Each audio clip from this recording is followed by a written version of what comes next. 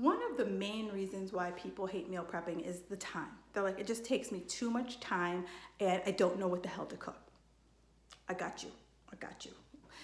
I agree, right? That was one of the main reasons why I resisted meal prepping. But I'm someone who works from home regularly.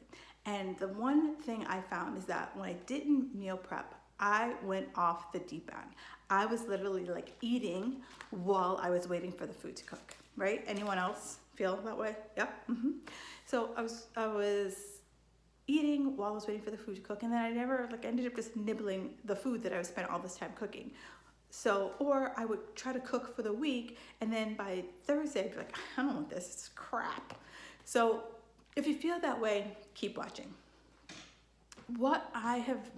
I've made meal prep into a bit of a science. I didn't start out to make it into a science. I was like, how do I get in and out of the kitchen as quickly as possible? I lived in a small apartment with no air conditioning, so in the summertime it was hot as balls when I was cooking. So I just wanted to get in and out as soon as possible. So the first thing I did was I multitask, right? So when I'm cooking my dinner, I am cooking, I got something going on in the oven, I got something on the grill, and I got something on the stove. And that way, it's just like this big symphony of food that is happening in my kitchen. I also only think of meals for 2 to 3 days ahead of time, because so many people say that like, oh, I hate leftovers, or I'm bored with my food. Me too. Like, I like a lot of variety, or I get stale and I just want to cheat on my food. So I only think about 2 or 3 days ahead of time. At the beginning of each week, I look at the schedule and I'm like, what's going on? You know, who's home? Who's not home?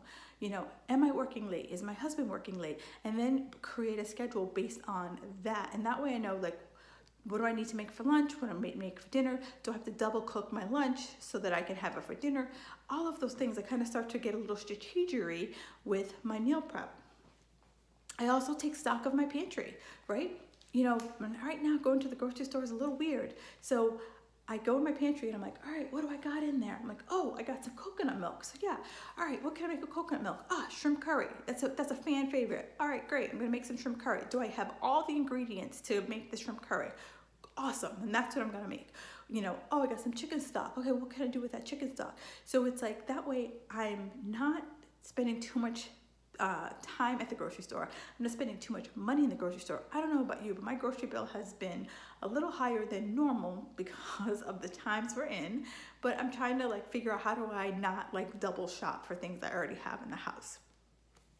Then I will pay handsomely for this. Pre-cut vegetables, right? You know, yeah, everyone buys the bag salads and the bag shrimp, the bag spinach. But at my grocery store, and I'm sure by now across the country, the world, they have pre-sliced, pre-rice, pre-zoodle, pre-whatever vegetables. And I challenge you to buy those.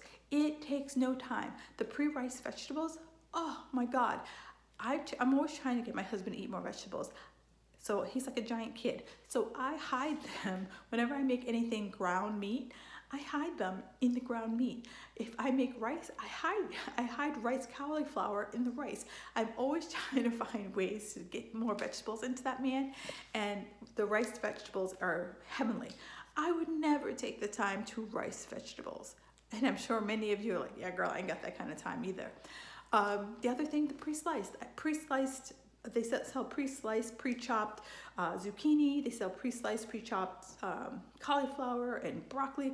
I just buy it, and all I have to do is wash it and cook it. It is awesome.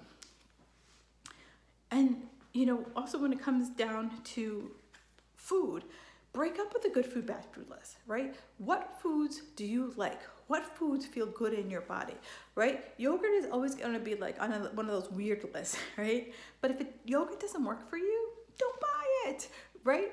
If eggs don't work for you, don't buy it. Find foods that you like. And the best way I do that is, I was like, you know, create that menu, and anything that's a fan favorite, highlight that shit and be like, all right, we're making that pretty much every week, you know, or have theme weeks, you know, maybe Monday's Meatless Monday, it's Taco Tuesday, it's, you know, Pot Roast Wednesday, whatever it is. So that way you can kind of get into a bit of a rhythm with your food and with your eating.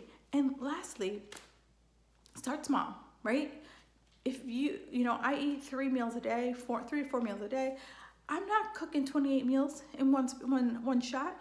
Like I said, I'm cooking roughly, I think, okay, from Monday to Wednesday, what am I gonna eat?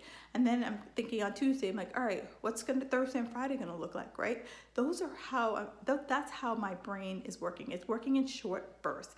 That way I don't burn myself out. That way I can easily find things I like, but you have to find your rhythm, find your schedule.